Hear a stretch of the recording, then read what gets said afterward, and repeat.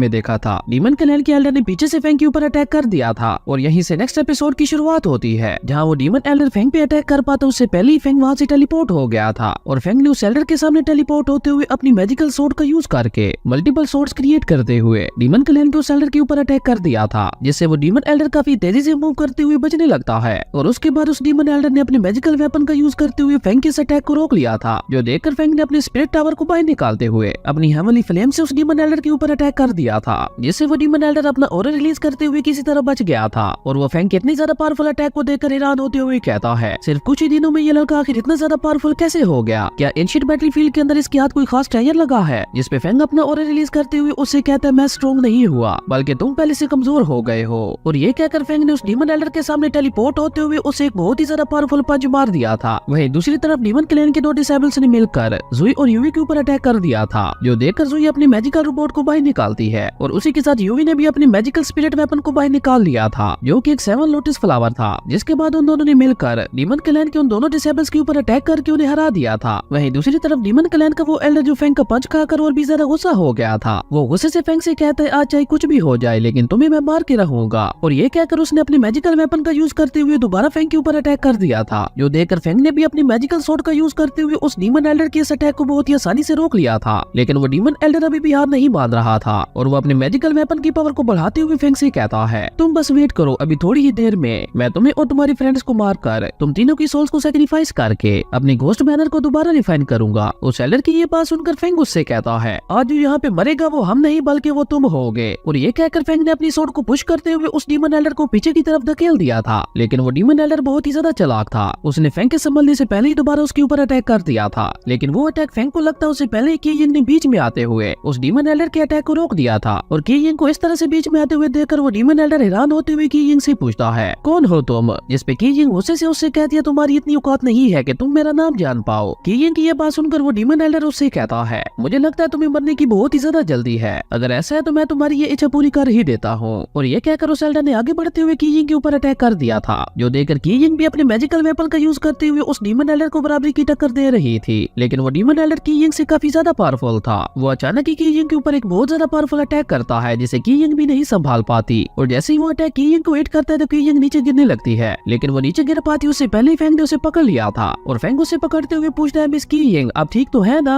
जिसपे की Ying Feng से कहती है, मैं बिल्कुल ठीक हूँ। डीमन क्लैन के लोग यहाँ पे सभी को धोखा देते हुए उन्हें मार रहे हैं और ये लोग किसी को मारने के लिए किसी भी हद तक जा सकते हैं, इसलिए तुम इन लोगों से होशियार रहना। जिसपे फेंग की यिंग को नीचे उतारते हुए उससे कहता है, मिस की यिंग आप परेशान ना हो, आज के बाद ये लोग दोबारा आपको कभी भी परेशान नहीं कर पाएंगे, क्योंकि आज मैं इनका नाम निशानी पूरी तरह से मिटाने वाला हूँ। और ये कहकर फेंग ने अपना ऑरा रिलीज करते हुए अपने स्पिरिट टावर को बाहर निकाल लिया था और इस बार फेंग का स्पिरिट टावर पहले से कई गुना ज्यादा बड़ा हो गया था और उससे बहुत ही ज्यादा पावरफुल ऑरा निकल रहा था, जो देखकर वो एल्डर फेंग से कहता है, आज तुम चाहे जो मर्जी कर लो लेकिन तुम मेरे हाथों से नहीं बचने वाले। उस डीमन एल्डर की ये बात सुनकर फेंग ने अपनी 2 हेवनली फ्लेम से उस डीमन एल्डर के ऊपर अटैक कर दिया था, जो देखकर उस डीमन एल्डर ने भी अपना ऑरा रिलीज करते हुए अपने स्पिरिट बीस्ट को समन कर लिया था। और जैसे डीमन एल्डर अपने स्पिरिट बीस्ट से फेंग के ऊपर अटैक करता है तो उसका spirit beast multiple spirit beast में ट्रांसफॉर्म हो गया था, जिन्होंने फेंग के अटैक से बचते हुए उसी के ऊपर अटैक कर दिया था। लेकिन फेंग ने भी अपनी मैजिकल सोर्ड का यूज करते हुए किसी तरह उन्हें रोक लिया था और फेंग भी यहाँ पे हार नहीं मानता और वो भी अपने मैजिकल क्लॉज को क्रिएट करता है, जो सभी उन स्पिरिट बीस्ट के अटैक को रोक रहे थे। और ये देखकर यूवी और जुई को फेंग की बहुत ही ज्यादा चिंता होती है और जैसे ही वो दोनों फेंग की मदद करने के लिए आगे बढ़ने लगती हैं तो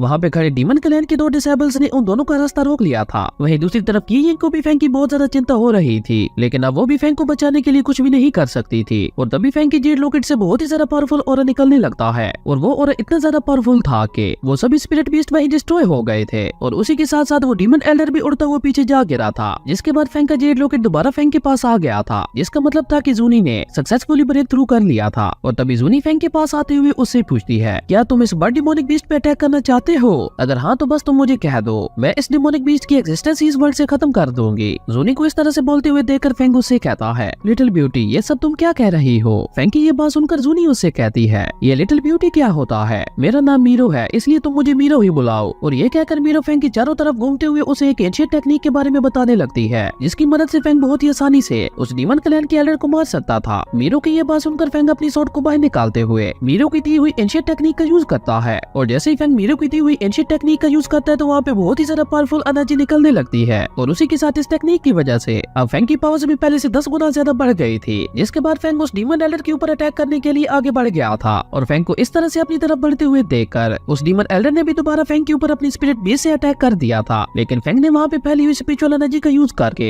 अपनी सोर्ड से उन सभी स्पिरिट बीस्ट के ऊपर एक बहुत ही ज्यादा पावरफुल अटैक कर दिया था और फैंग के सिर्फ इस एक अटैक में ही वो सभी स्पिरिट बीस्ट वहीं खत्म हो गए थे, जो देखकर वो एल्डर भी बहुत ज्यादा हैरान हो गया था और वो हैरान होते हुए फैंग से कहता है, नहीं ऐसा नहीं हो सकता, ये तुमने कैसे किया। लेकिन फैंग उससे कोई भी जवाब नहीं देता और उसने अपनी सोर्ड से उस डीमन एल्डर के ऊपर भी अटैक कर दिया था, जिसकी वजह से वो डीमन एल्डर काफी पीछे खिसक गया था और उसी के साथ साथ उसका मैजिकल वेपन भी उसके हाथ से छूट गया था। जिसके बाद फैंग ने अपनी 2 हेवनली फ्लेम का यूज करते हुए उस डीमन एल्डर के ऊपर अटैक कर दिया था और ये सब इतना अचानक होता है कि उस एल्डर को कुछ भी समझ नहीं आता और फैंग की हेवनली फ्लेम सीधे जाकर उसे हिट कर गई थी और ऐसा होते ही डीमन क्लैन का वो एल्डर फैंग की हेवनली फ्लेम के अंदर जलने लगता है और थोड़ी देर जलने के बाद फैंग की हेवनली फ्लेम के अंदर एक ब्लास्ट होता है, जिसकी वजह से डीमन क्लैन का वो एल्डर वहीं मारा गया था और इसी के साथ हमारा ये एपिसोड भी यही खत्म हो गया था। अगर आपको ये वीडियो अच्छी लगी तो लाइक कर दें और अगर चैनल पे नए आए हो तो सब्सक्राइब करते जाना। तो मिलते हैं एक न्यू वीडियो में, तब तक के लिए बाय।